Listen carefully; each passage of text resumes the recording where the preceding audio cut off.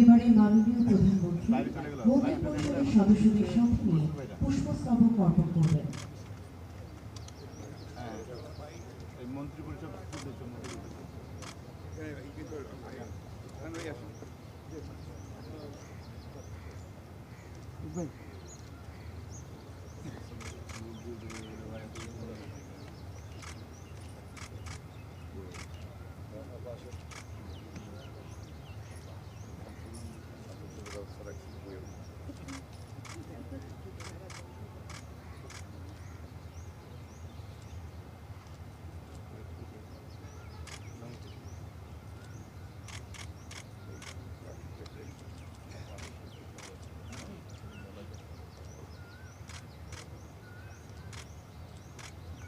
এবারে মাননীয় প্রধানমন্ত্রী বিএনপির স্থায়ী কমিটির সদস্যদের সাথে নিয়ে পুষ্পস্তবক অর্পণ করবেন।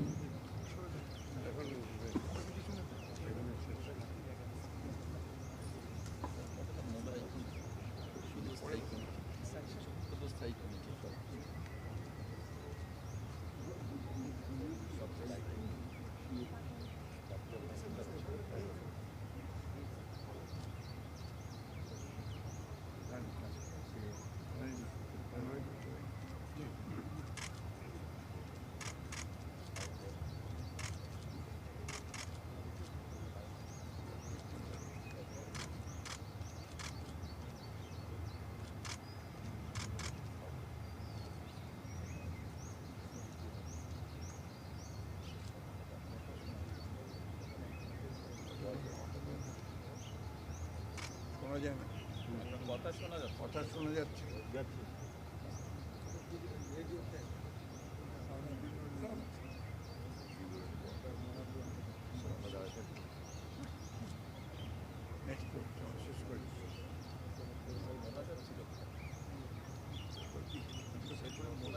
এবারে মহান স্বাধীনতা দিবস উপলক্ষে মোনাজাত অনুষ্ঠিত হবে।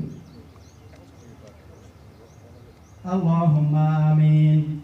ربنا ظلمنا أنفسنا وإن لم تغفر لنا وترحمنا لنكونن من الخاسرين ربنا آتنا في الدنيا حسنة وفي الآخرة حسنة وقنا عذاب النار يا الله 26 মার্চ এই মহান স্বাধীনতা ও জাতীয় দিবসে জাতীয় স্মৃতিসৌধে পুষ্পস্তবক অর্পণ করে আপনার মহান দরবারে হাত তুলেছি।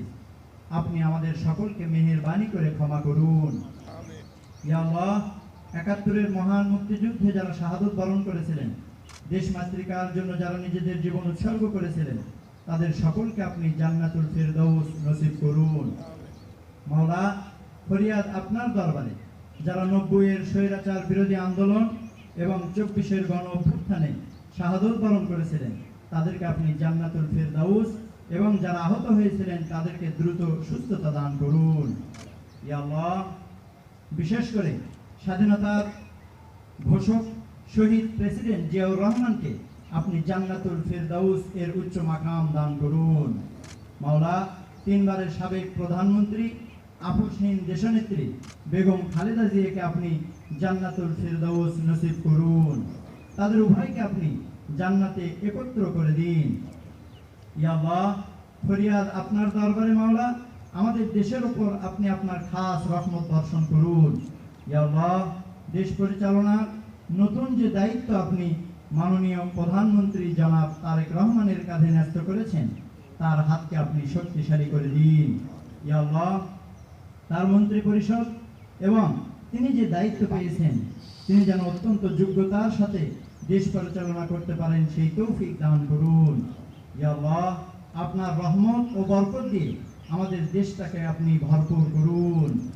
ওয়াসাল্লাল্লাহু আলা খায়রি খালকিহি মুহাম্মাদিন ওয়া আলা আলিহি ওয়া আসহাবিহি আজমাইন বিরহমাতিকা ইয়া আরহামার